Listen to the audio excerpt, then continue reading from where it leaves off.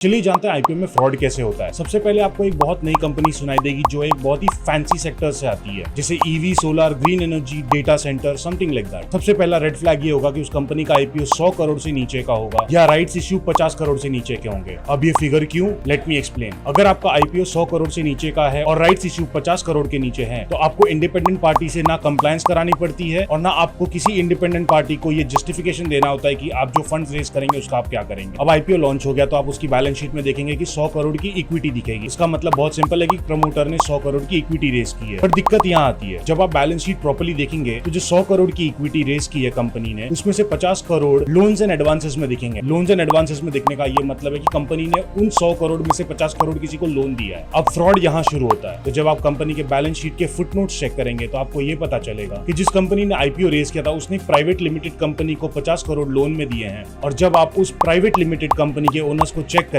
तो आपको वही डायरेक्टर्स, उनके फैमिली मेंबर्स, रिलेटिव्स और फ्रेंड्स उस प्राइवेट कंपनी के ओनर्स दिखेंगे। तो आपको ये पता चलेगा कि जो प्राइवेट कंपनी है जिसको लोन दिया गया है वो और कोई नहीं, वो उसी सेम प्रमोटर की है। अब वो प्राइवेट कंपनी के बैंक अकाउंट में 50 करोड़ रुपए पड़े। अब वो प्राइवेट कंपनी जो चाहे करे उस पैसे का, उसको कोई सवाल या जवाब नहीं देना है। और जिस आईपीओ के लिए आपने पैसा लगाया था वो प्राइस वहीं पे घूमेगा या उसके नीचे चलता रहेगा। So before investing in the new age IPO आप अपना रिसर्च करें। Thank you very much.